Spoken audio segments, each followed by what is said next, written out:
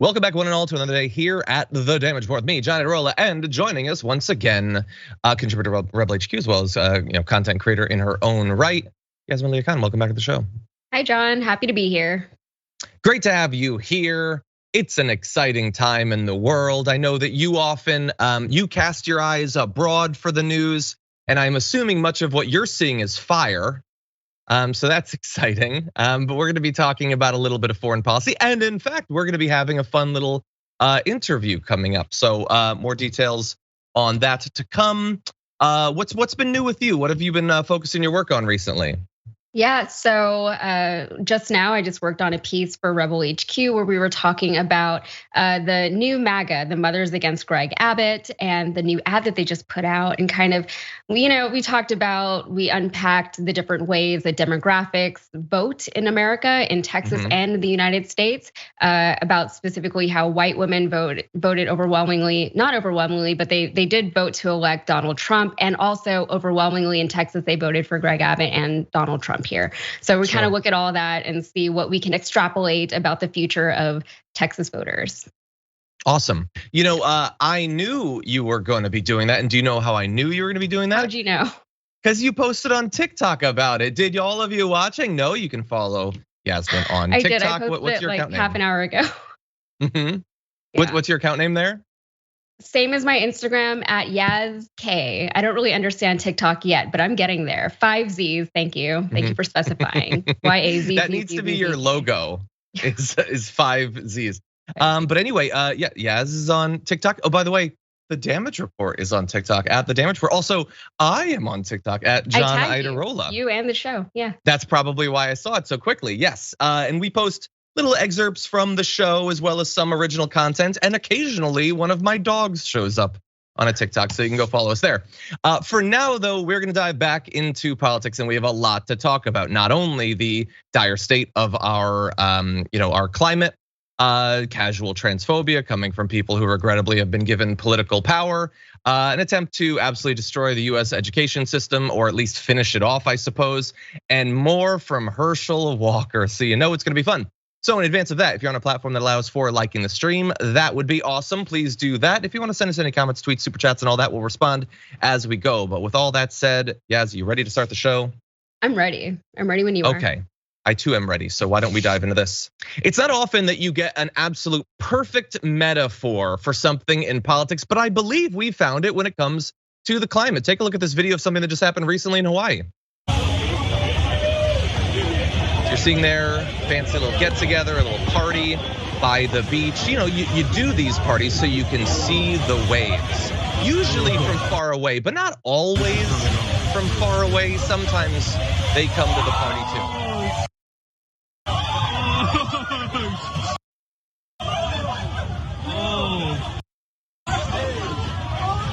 Yeah. So that's a thing that happened, in part because of climate change. As the oceans get higher, swells are gonna be more intense, storms are gonna be more intense, and you're gonna have things like that. But it's also kind of exactly how we as a society, and especially the upper classes, have dealt with climate change. It's like, oh no, I guess it's happening. I guess it's over there, but oh dear God, it's affecting us now. And so, yeah, as I just, I don't love it in a very real sense, but you kind of love it in that at least it becomes a little bit harder to deny. For instance, in videos like this. Yeah, this video, I think I actually posted it on my Instagram because it was a little triggering for me. This is a recurring nightmare that I have, is just like there's a wall behind me and there's a huge wave coming over. And I don't know what that says about me or my psyche, but it is a very real reality and we're seeing it now. And what's so crazy about it is that we first saw a lot of these climate issues over 100 years ago, right? We knew that what we were doing with fossil fuels was going to overheat the planet and all these negative things were gonna start happening, but it was like, in the future. But now it's here, and we still have politicians who are gaslighting us and telling us that this isn't a real problem. It's not because of the fossil fuel industry. And the thing is, we're actively living through all these things right now, and they're still denying it to us. So it's not just the science, these are our lived experiences that they're saying, don't worry about it. It's fine, exactly. It's fine. 100%. I wanna show people a little bit more evidence of this. Let's go to the second video. Oh my God.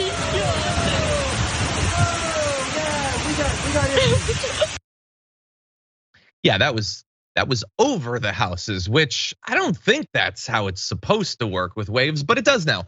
And look, there have been waves before. There have always been waves. There have been storms before. There have been droughts before, and mudslides before, and wildfires before. All of those things are true, and that reality will often be thrown out in the wake of these horrific things that we're seeing on a daily basis, everywhere around the world. The issue is that how often they happen, the frequency, and how terrible they are, the severity. That is where it is getting worse and worse and worse. So bad that it's effectively indisputable. And some are responding to that by declaring this the new normal. And I get the inclination to do that. It feels responsible to say this isn't a random extreme thing. This is the new normal. This is a thing that happens all the time. But at the same time, there are issues with that phraseology. Take a look at what Greta Thunberg had to say about this. This is not the new normal, she says, attached to this image of a heat wave going on across Europe. The climate crisis will continue to escalate and get worse as long as we stick our heads in the sand and prioritize profit and greed over people and planet. We are still sleepwalking towards the edge. So it is normal, yes, that terrible things are happening. And if that gets people to realize that climate change is not a thing that's gonna happen in 2075, it's happening right now to billions and billions of people, then that's important. But understand, it's not a new status quo. It's just gonna get worse every single month, every summer. And for now though, let's check in on how bad it is. The UK today broke its national record for the highest temperature ever registered. 104.36 degrees Fahrenheit. And I am only assuming that that's the peak for today. We're of course broadcasting somewhat early in the morning. Maybe it will get worse, but that is a record. It's the hottest temperature that has ever been recorded in the UK. They were saying at one point it might have been the hottest temperature on Earth at that particular point, which is not supposed to happen in London. That's not how this is supposed to work. And we're gonna get into a lot more about this, Yas, but I know you've probably been following this Euro heat wave, and it's been absolutely devastating. Well over 1,000 people dead already. Yeah, and I seem to remember either last year or the year before, there was another similar heat wave in the UK that a lot of people were dealing with.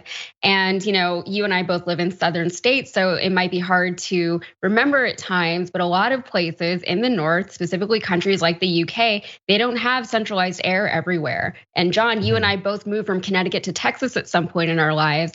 And when I was moving, this was back in the year 2000, everyone was like, how are you gonna deal with the heat? It's crazy that people live down there. And I was like, well, you have AC in your home, you have it in your car, you have it in your office, it's not a big deal. But what we don't talk about is the burden that is, not just on our own pocketbooks financially, but on the planet, right? We're expending all this energy just to live in a way that is not in concert with nature. And frankly, it's unsustainable. And we're seeing that play out right now. And then the idea that this is the new normal, it's crazy because not only does it encourage complacency, but it implies that nothing can nor will get done about any of this. Nothing's going to change, just get used to it.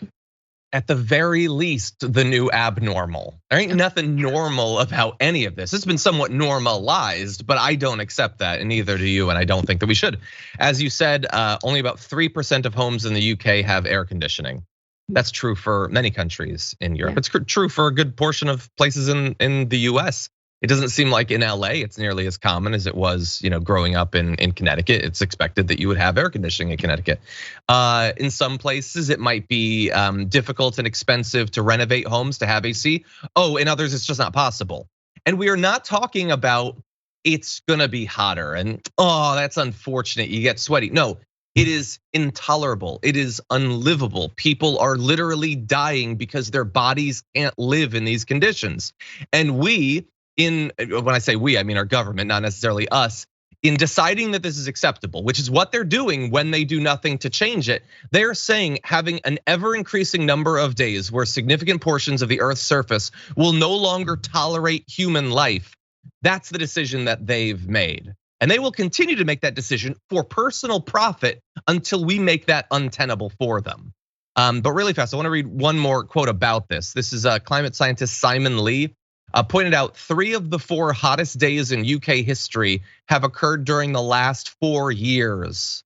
says these temperatures are occurring with only 2 degrees Fahrenheit of global warming, and we are on track for 4 degrees Fahrenheit more warming over this century. I literally cannot imagine how bad that will be. And I doubt that anyone in the audience needs to know this, but just in case, when we talk about hitting like 2 degrees warming, that does not mean, oh, the temperature's 2 degrees hotter. That's not preferable, but how bad? No, that's the average. At some points in the year, it won't be 2 degrees hotter, it'll be less. At some points, it'll be much more. An average is not an indication of your daily experience. The heat waves will be far, far, far worse if we reach that point. And it's looking more and more like we're going to. Any more thoughts, Yes? Oh, yeah. And we are seeing that. And another thing that I don't think we've touched on yet is the idea of climate refugees, which we are already seeing as people who are living in very, very hot climates, such as the Indian subcontinent, let's say, right? So India, Pakistan, even Sri Lanka. You can't live there anymore. It's too hot to function. Even here in Texas, we have triple-digit days pretty regularly these days. And during the day, I just don't go outside because you can't do anything. And even if you go run errands, even if you're going from your home to your car to your office or to the grocery store or whatever, it's so draining just being out there. And I know that sounds more like an inconvenience than anything, but the reality is that we have seen people who live in extreme climates who like you said, their bodies cannot live there. They can't actually function there. And we're seeing those things happen more and more often, not just here in the United States, but around the world. It's not a problem that's going to go away. But I did speak a little bit about this in the last video that I did for Rebel HQ, but there's a difference between individualism and collectivism, right? And a lot of times we live our lives insulated from the problems of the world, right? So you hear about something going on in the government, but your own day-to-day doesn't really change a whole lot. And you see that in the case with like Joe Manchin, who lives in basically a nature preserve, and he has all the best air and all the best water and all the best fishing that his heart could desire. But the rest of his state is covered in coal dust, right? But it's not his problem. So that's the problem for the rest of us.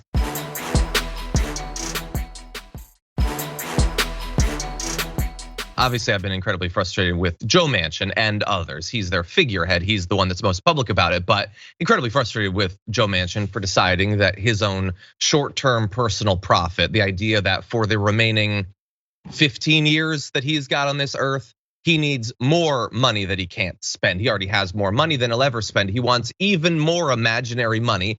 And if you and your families and perhaps millions or billions of people need to suffer or die for him to have that, that's a decision that he's made. Damn Biden, damn his promises about the climate. It's whatever Joe Manchin wants it to be.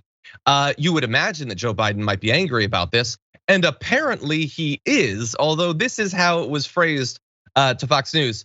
They're reportedly fuming over Manchin, but trying their hardest not to show it, because that would be unacceptable. It's acceptable to doom future generations to climate apocalypse. It would be unacceptable to show that you're mad. A Democratic operative told Fox News that Manchin is ridiculous and said that he plays games and is a bad actor. Oh, don't hurt him too hard, identifying that he's a bad actor. Come on, seriously, let's have some fair play here. He says this source for Politico says the president has told confidants that while he understands Manchin represents a deep red state, he can't fathom why he keeps torpedoing the party's best laid plans. I hope for the sake of Joe Biden that is a lie. I hope that they are lying to us that he can't fathom. Why would Joe Manchin? I can't come up with any reason why the guy who owns a coal company wouldn't want regulation on the fossil fuel industries. I can't imagine why a guy who gets more money than any other politician from fossil fuel manufacturers, the coal miners specifically, miners generally, power companies, he's in like the top 3. Why would he be killing their climate? I can't fathom it. I'm Joe Biden. I have spent the last 60 years in politics and I can't fathom it. I hope it's because his brain is literally boiling in his skull from the climate change Joe Manchin is so perfectly fine with that he can't fathom it. They say it's a restraint rooted less out of a desire to play nice than the recognition of political reality The last time they took a whack at Manchin, it backfired spectacularly, causing a months-long break in negotiations around a pared-down plan, which is an interesting narrative to lay out for what happened last year. Of course, it does require you to believe that Manchin was ever going to do any of that stuff. And so it's convenient to lay out well, we can't pressure him because then he'll back off. What is he doing right now that you're so afraid he'll back off from?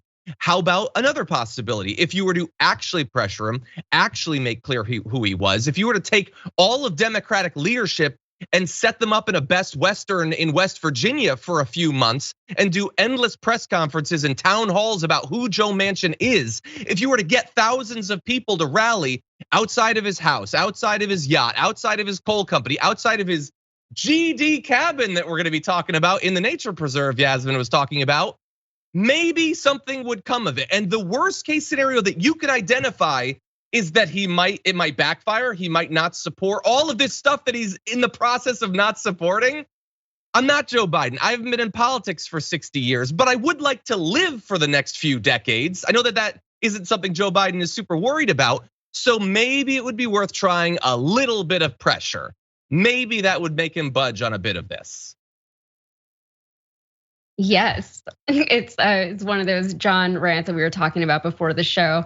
But I mean, I do feel like the Biden administration has chosen to exemplify like this cool Joe Biden from the Obama administration, the guy who used to jog around the White House wearing his aviators. But the thing is, they need to get mad. They need to fight harder for the people who put them in office, right? These are the people whose rights are being stripped away, whose planet is being destroyed by all these people with, financial interests and things. And these are the people that Joe Biden is trying to play nice with. And it's not going to work. It's not going to endear people to the Democratic Party. And if the Democrats want to win future elections, they need to fight harder for these people. Us. They need to fight harder for us. Exactly. Yeah. And they can do that just for political pragmatism, just to stay in office. That's fine. It's not ideal for me. I believe that all of our investment in politics, our activity should be based on our values. But if they just want to do it to stay in office, that would be one thing. Also, they could do it because they all love to pretend that they care about their kids and their grandkids. They love to pick them up for pictures and then kiss them on the cheek and then put them down and then send them off to a future where they're gonna be, I don't know, hunting in the scrap heap that used to be Manhattan to find copper wiring or something. Like, why don't they care? We need to make them care or replace them. If they can't be budged, get them the hell out of there. It's a difficult task. They have so much money that they've made in large part from dooming us to a Mad Maxian future, but we gotta try. And I wanna briefly mention, because we've talked about this, great reporting at The Intercept about Joe Manchin and the money that he has been able to allocate for maintaining a pristine environment. Not around the country and certainly not around the world. He doesn't give a damn about that, but he does care about the immediate environment around the places that he chooses to vacation. So he and his wife, Gail Manchin, have directed millions of federal dollars to a small, pristine valley in West Virginia where the couple owns a condo. Hundreds of miles north of the coal communities decimated by the mountaintop removal mining that Manchin fostered in the state, the Manchin's Canaan Valley residence sits in an unadulterated watershed surrounded by the Dolly Sods Wilderness, the Cannon Valley National Wildlife Refuge, and Blackwater Falls State Park. It sounds delightful. And he wanted to keep it so. So in 2018, he used his spot on the Senate Appropriations Committee to secure $7 million to rebuild the visitor center there.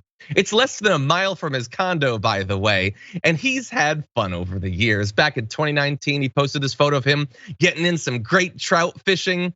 You see, just in case you're watching this a couple decades from now, what he's standing in is a river. Those probably don't exist anymore. But at that point, it was a body of water, runoff from rain and glaciers and stuff like that, where animals could and did in fact live, and he just loves it.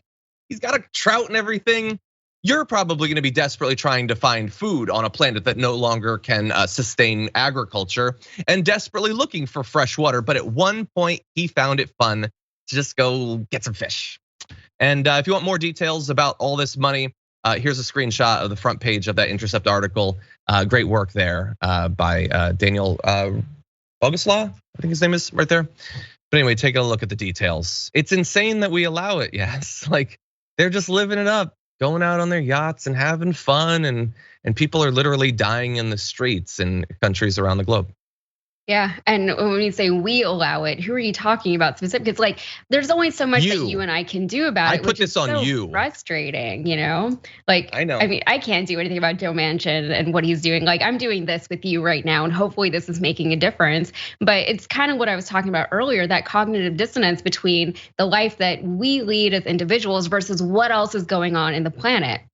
And not only in the planet, but in Joe Manchin's own state. And yes, Joe Manchin represents a deep red state, as Joe Biden mentioned, but that deep red state thought that they were electing a blue Democrat as their senator. It's not their fault that they got duped, but they're getting screwed over for it time and time again. And if that isn't an indication that people see the climate writing on the wall, then I frankly don't really know what is, especially in a state like West Virginia that knows the negative impacts that the fossil fuel industry can have on the air, on the land, on the water, on the people. They know all that firsthand, and they wanted change, and they got Joe Manchin instead. Exactly. Yeah. I don't know. I mean, look, there are and there have been people who are trying, Extinction Rebellion. They just smashed the windows of Rupert Murdoch's London office, trying to draw attention to, the climate denial and disinformation coming from his outlets for a long time. But look, they're gonna keep doing this as long as they're able to do it, as long as they're able to profit on it, as long as they're legally able to do this stuff. And we need to start to question, why are some of these things legal? Why is it legal to own a private jet? And maybe you think, well, what do you mean? Why wouldn't it be legal to own a private jet? There are plenty of types of transportation that aren't legal. If I wanted to attach flamethrowers to the side of my car and drive around, I can't do that. Why? Because it might injure someone. It wouldn't necessarily injure anyone. They could stay away, right? But it might injure someone.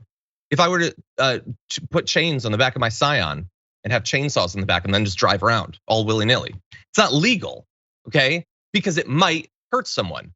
Private jets do not might anything. They do. They put tons and tons of needless additional emissions into the atmosphere, which contributes to climate change, as well as all sorts of respiratory illnesses. Literally millions of people die every single year from that particulate matter, from the pollution that they put out. But it's allowed because they're rich and because they're the elites. Why are you able to make money selling coal, selling natural gas, selling oil? Why is any of this legal? Because the people who are powerful are the ones who are benefiting from it. We need to take that away from them. They're doing this for profits. Take back the profits, confiscate the money that they've made off of all of this. And I know nobody is proposing this in politics. It's a long way off, but this is our future. It's not theirs. They're just enjoying brie and wine in the last couple of years of their life. They're gonna be gone soon. We're stuck with the earth. So we're gonna have whatever future we fight for. And it's super difficult on so many issues. This perhaps more than any other, but we gotta prioritize it. We gotta center it in our politics because this heat wave is bad. And next year we're gonna do videos. Maybe Yasmin will be on for them and it'll be worse. It'll be 2,000 people dead, and the year after that'll be worse. We're gonna keep updating the hottest ever temperature in London. It ain't gonna be fun. It's just not gonna be fun. And you're talking about private jets, but now we have private rocket ships. So like they've gone so far beyond because all of this is so unregulated to the point that we have private spaceships now with billionaires just going to space and taking up their friends just for fun, regardless of how much it's damaging our atmosphere and it's hurting our people. And I read something the other day, and I'm sorry that I don't remember where I read it, so I can't cite it. But somebody was saying that it's easier for Americans specifically to imagine the end of the world rather than the end of capitalism. And it's kind of like what you were talking about, isn't it? It's the idea that they're never going to regulate it. They're never going to make it unprofitable for these rich people to have private jets or to, stump for the coal industry of all industries, the coal industry. So we'll see where this goes. Like I personally agree with you. I don't think that anything's going to change unless the money changes, hands, and until it is unprofitable to be against the planet. Yeah. Wow. Do you remember who said that quote? No, I was trying to remember it. I can find it for you, but it's pretty good. Interesting. Yeah. Yeah. I'm ready for like planetary banishment for these CEOs. You can keep whatever you have, your paintings and your Rolls Royces and all that you can put on a rocket. Mars. And then you can get the hell out of here. It's a one-way trip. You can't come back. You can keep any of that. The rest we should take back. You got it by killing people, and you got it knowing that it would kill far more. We're not gonna take it out on you. We're not gonna be as violent as you were, but you need to get the hell out of here. You can take whatever you can pack on your goddamn spaceship and then get off our planet because we actually care about its future. It's what they wanted, so. That's fine. Elon Musk, stop talking about Mars and go. Go already. So he's not our problem anymore. Exactly. Unfortunately, I am Sophie's problem and she's about to lose it on me. So we're gonna end this block. We're gonna go to our first break. Stick around. There's a lot more where that came from.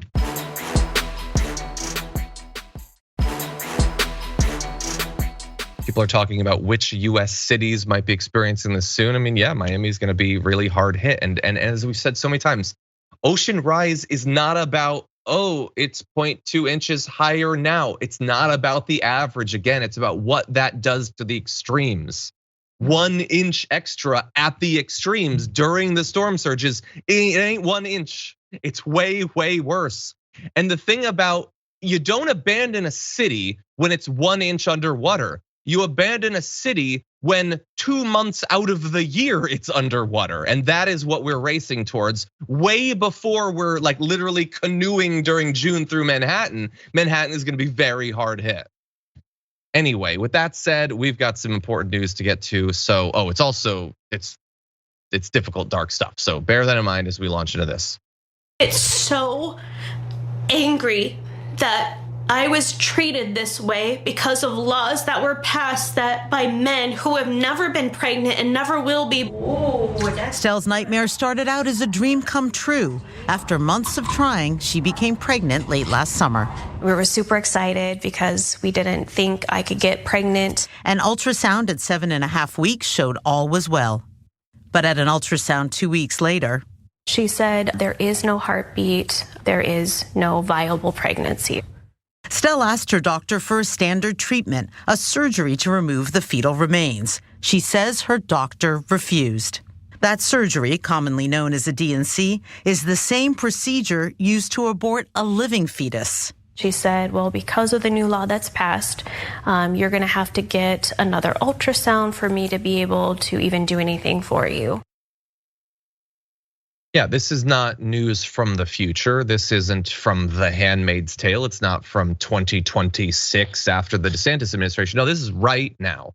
This is already happening. An unimaginable development in her life. So hard, so tough already. Nothing's gonna stop that. And we have decided to make it far, far worse, to make her carry around the remains of a fetus, of the pregnancy she lost for literally weeks because of the legal system that we've set up. We've got more, take a look at this. The pain would get so severe, it would be hard to walk. She went to get a second invasive ultrasound at an imaging center, describing it later in a YouTube video. Someone shoves a wand in my sensitive area and tells me, hey, you lost your baby again. I shouldn't have to go through that twice. Even after that second ultrasound, would your obstetrician give you the surgical procedure? No. Stell had to go get yet another ultrasound showing her dead fetus. So you were walking around carrying a dead fetus? And just emotionally carrying it around and just knowing that there's nothing you could do. It just feels very, it's like I can't grieve or move past it because I'm just walking around carrying it. This is heartless. It's unimaginably cruel. You know, it's coming right after last week. We had the story of the 10-year-old that the right didn't care that she had been obligated by law to give birth to the product of rape.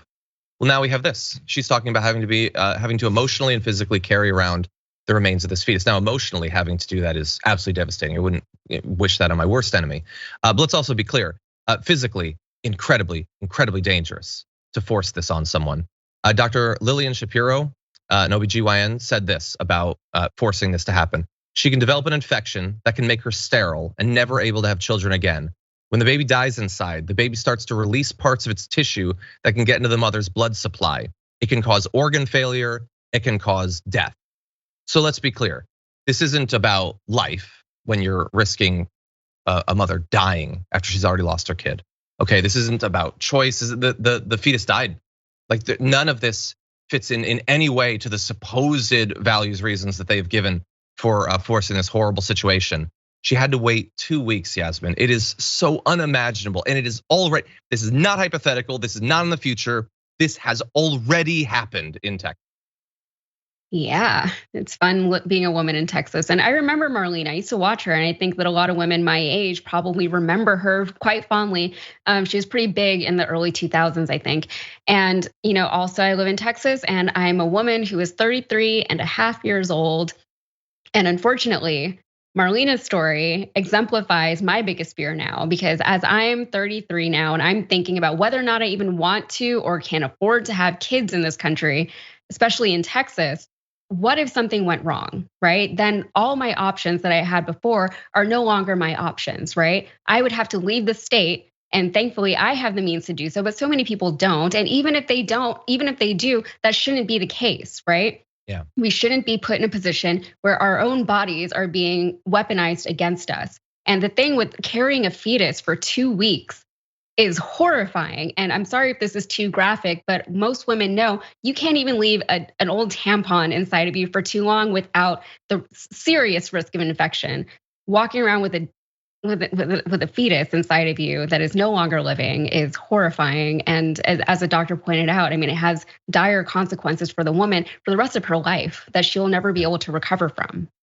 Yeah, 100%. I'm glad that you also referenced that like go to a different state is not the solution. For some, it might be. That is not the solution. I understand like some people are angry about what's going on, and so that's the thing that you throw out knee jerk. That is like, let's remember the times that we live in, how rough they have been, the years that have just passed. That is not a solution. And we cannot come to tolerate an idea that you might have some rights, some basic human decency if you're in the right spot in America, but we're gonna surrender huge sections to absolute barbarism. That is not acceptable. Now I wanna read a little bit of what Marlena had to say about this after her experience. She says, I'm sorry if this is offensive or hurts people's feelings, but the hardest conversations are the one most important to have. My husband and I decided to not try for more children while in the state of Texas because of the care I received here. Texas is a beautiful state with so many amazing people. However, the heartbeat bill puts doctors and pregnant women at risk for getting medical care they need in a timely manner. If a woman miscarries and cannot pass the fetus naturally, she needs to expel it medically. A D&C has, for me, in a previous miscarriage, been the safest way to prevent sepsis. If a pregnant mom goes septic, she can die in literally hours. Meanwhile, it takes days to get multiple ultrasounds and or just legal clearance for doctors to perform a D&C, thus putting pregnant women at risk while they wait. In addition, there's the emotional toll of doing that as well. Also, by the way, having to do multiple different medical procedures across multiple days, incredibly difficult for people who are working one job, let alone 2 or 3. Also, none of that is free in America. So it's a massive additional cost that no one can actually justify. And the right isn't even going to try to. They're not gonna be engaging with this story. They're not gonna be covering it.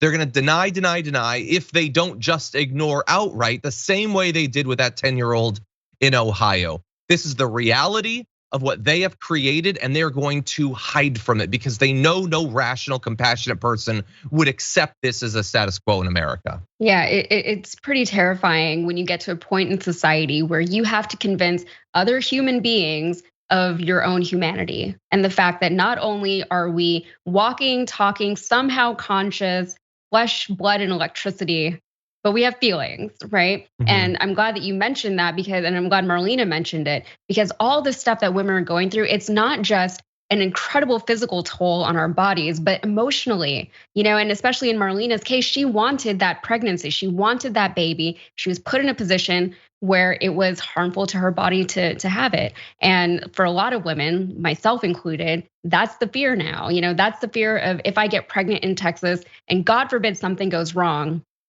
what am I gonna do? Am I gonna be made infertile for the rest of my life and I can't even try again later, even if I move to another state? It's ridiculous. Exactly, and the idea that would be the outcome of their supposed desire for more children. Yeah, in the most advanced country in the world, yeah. Exactly, in a country that even before all of these new legal developments didn't give a damn about the maternal death rate and all of that. And that's particularly bad here in Texas as well. We already had a really bad track record with maternal fatalities. Exactly, yeah. And by the way, there are some people that they quote, the AP quotes Dr. Yasmin, the idea that, well, but there will be exceptions at least to save the mother or whatever. Oh, does that seem cut and dried to you? oh, well, yeah, no, if life is at risk, then they'll just stop it. Is that cut and dried? What is the likelihood in any individual case that the life will be lost? It's not gonna be 100%, it could be 99, it could be 40%. Where do you draw that line? Well, sorry, not where do you draw that line? Where do you draw that line when the risk of drawing it in the wrong place could land you in jail or fine you for tens of thousands of dollars? Are you gonna draw that in the place that risks everything to you but maximizes the chance that your patient won't die? Or will you start to worry about your legal future, your financial future? That fear that you'll be feeling, by the way, is baked into the system intentionally because they don't want this exception to be used. But that is what's gonna actually happen. There was a study, doctors at 2 Texas hospitals, they cited cases of 28 women less than 23 weeks pregnant who were treated for dangerous pregnancies. They noted that all the women had recommended abortions delayed by 9 days because of fetal heart activity was detected. Because supposedly the fetal heart activity, we're supposed to believe that has some sort of scientific relevance. It doesn't mean anything, but it does mean something legally. And so of those, nearly 60% developed severe complications, nearly double the number of complications experienced by patients in other states who have immediate therapeutic abortions. Of 8 live births among the Texas cases, 7 died within hours. The 8th, born at 24 weeks, had severe complications, including brain bleeding, a heart defect, lung disease, and intestinal and liver problems. So almost always the fetus would have died anyway. We are going to now risk the life of the mother as well, and certainly her health, severe complications. We can dive into what those severe complications are: a lifetime of pain and difficulty and medication and operations, the additional cost of that, because we would care enough to do that. They don't care. They've created this status quo, but they don't care to actually engage with it. Yeah, and this is the party that wants smaller government. They want less government intervention in people's lives and in people's jobs. So what we're seeing here is a disconnect between science and scientists and doctors who have spent years of their lives not only studying but practicing medicine on actual patients, on people, versus these politicians who speak in hypotheticals and who want to regulate something that they can't possibly understand the same way that these doctors do, right? And so now we have people who can't make the best decisions for themselves. You have doctors who can't offer their own expert opinion without potentially getting thrown in jail for it. And here in Texas, we are seeing that it has closed abortion clinics already. We have seen doctors who are choosing not to see certain patients anymore because it will put them in legal jeopardy. And you can't really blame them for it. If treating a certain patient means that their entire life will financially collapse, it will give you pause, and you can't blame them for it because it's not their fault that they were put into this position. The reasons why most doctors that I know personally became doctors wasn't because they wanted to cater to the whims of the GOP, right? They became doctors because they wanted to actually help people. And a lot of my doctor friends, whenever they can't help people the way that they feel like they should be able to, it's heartbreaking for them. They have all these rules and regulations about what they can prescribe to people, what kind of procedures they can perform on people, what kind of legal rights they have. But at the end of the day, the only thing that should matter in medicine is the health of the patient and what's best for the patient. But we don't have that here in this country. Agreed. Okay, we're gonna take our last break of this first hour, but don't go anywhere. We've got a hell of a story coming up after this.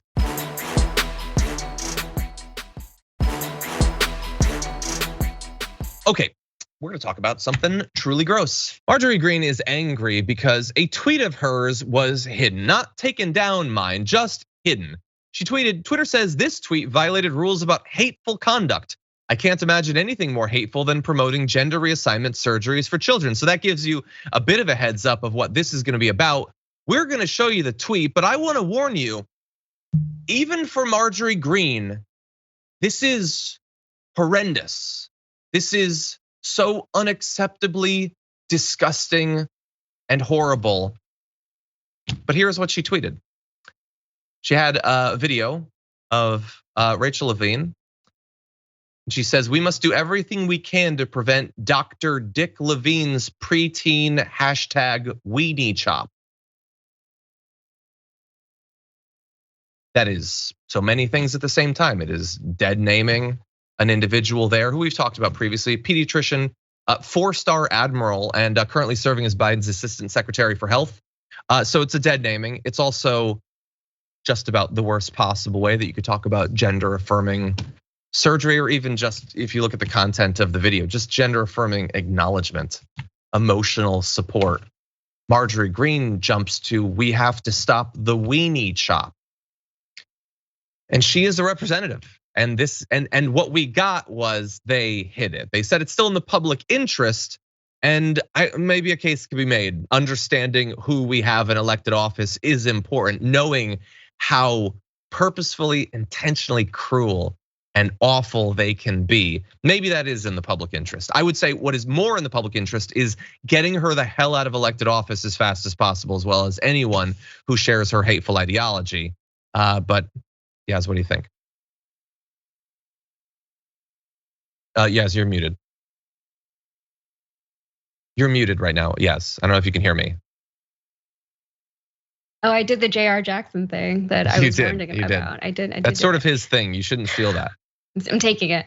Yeah, what was I even saying? Yeah, so regarding the transgender community, there's a lot of opportunity for education around this particular community, right? Because it's something that a lot of people aren't used to yet. And there are so many teachers and activists out there who are working to do just that. But members of the GOP, like MTG, they're not even trying to understand the lives of people who are different from them or who are unlike them. But even if you don't agree with the Biden administration stance on transgender children and teenagers and people who are going through something that not just physically, but psychologically is something that most of us can't even comprehend, that doesn't mean you get to bully them while they're going through something, right? And that doesn't mean that you get to oppose legislation that might actually help a very,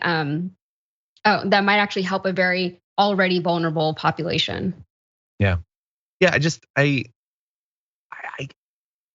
I know I'm being naive. I'm being like, why am I being so stupid in being surprised by this at all? But she's a public figure. So many people follow her. And I can't imagine if you're a young person, a young trans person, a person who's thinking about your identity, who's trying to figure things out. I can't imagine what it would make you feel like to see this sort of thing from someone who has power, who might in a few months be in the majority, who might be determining like their legislative future. I cannot imagine using a position like this for this cruelty.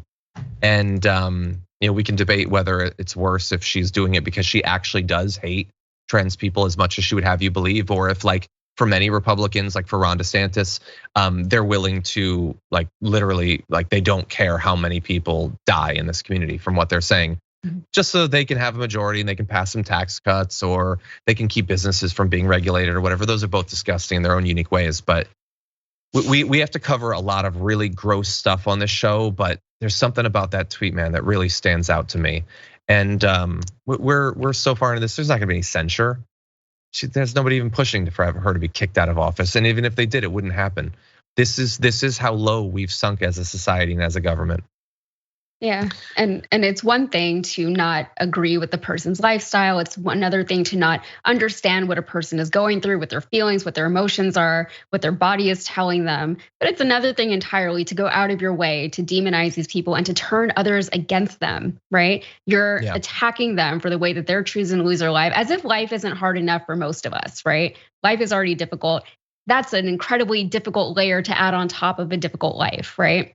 Especially in this country, especially when your rights are being, threatened by people like Marjorie Taylor Greene. 100%. Look, she had more insane things to say. Maybe we'll talk about them on tomorrow's show. We're unfortunately running out of time. So why don't we jump ahead to our D block with what we have remaining in this hour? You want to give me the heads up when we're okay with that? Okay. Let's see. Esoteric Dragon sent in a super chat saying, I live in Texas. My wife 30 and I 31 don't want children. My wife considered a hysterectomy in 5 years or so due to SCOTUS decision and what may come. We've moved the timeline to September, shaking my head.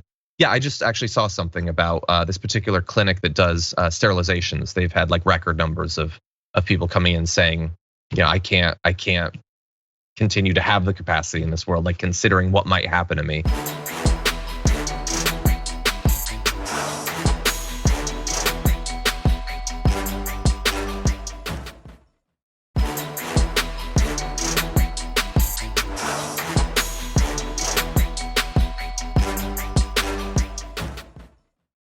Well, I've said often, I frankly don't think the Department of Education should exist.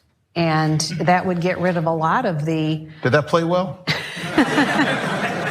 Not necessarily with the staff there, but with a lot of folks outside of Washington, it does. Because really, for any of the creative, reforms that we advanced, we really had to essentially work around most of the career staff because there were very few who would actually get the work done that needed to be done. So that's Betsy DeVos. There shouldn't be a Department of Education. Some people in the chat are saying, well, why didn't she say that before she took the job? No, but that's why she got the job. That's why she was the head of the Department of Education.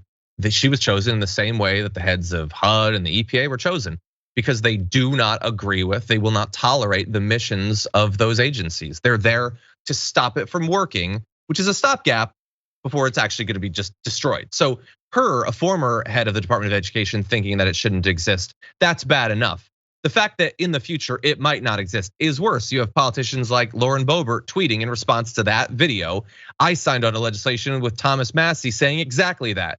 We need to get this done. And yes, they did that. There were a number of co-signers, Boebert and Matt Gaetz and all that. And it seems insane to get rid of the Department of Education. But if they get the majority in Congress and possibly the Senate, which they are likely to do this year, if they take over the White House, which it seems like there's a pretty good chance that's gonna happen in 2024, why wouldn't they do that? What would stop them from literally just destroying it, sending education back to the states? Now, maybe they will try to convince you that that's a good thing. Then states will be freed up to do whatever they want. Let me ask you a question. Has anything ever been sent back to the states and that resulted in it being better? Like literally anywhere, anything? Your rights, when those are sent back to the states, do you end up with more or less of them? No, that's what they're gonna do with education. Lauren Boebert cannot wait for the Department of Education to be destroyed, for states to be freed up to pull funding. They don't want educated kids, and they have the means to make that so. Yasmin, what do you think?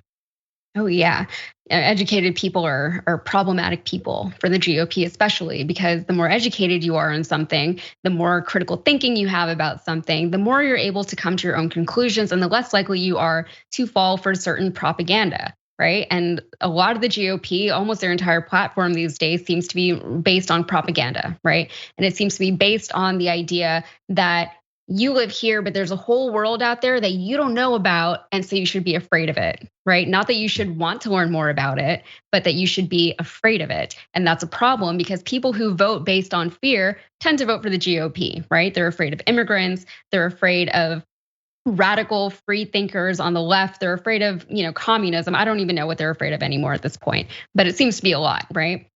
Through education, you are exposed to various different people. Just from going to college, you meet so many different people, right? Just from being out of your hometown, you meet people, you see things, you have experiences that help you to understand the world a little bit better. But even before college, even in high schools and in junior highs and elementary schools, you're exposed to different people that you have to learn how to interact with, and you have to learn how to understand, or else you can't interact with them, right? You can't function within this bubble that you have in your own home with your own family or in your own church or something like that. And we've seen this happening pretty consistently over the past few years with the GOP trying to demonize public education, right?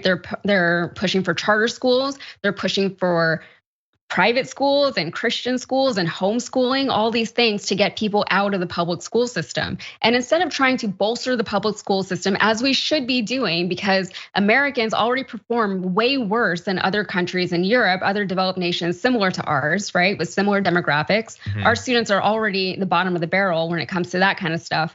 Instead of trying to remedy that issue and to understand why Americans are less educated than our counterparts across the sea, they're trying to make it worse. So exactly, yeah. And by the way, they don't have to get rid of the Department of Education to do that. She was meeting up at this conservative education summit. They're figuring out how to take over school boards to destroy them from within. So yes, they do want to do it top down, but they're a couple of years into taking over all these school boards. So get active in your area.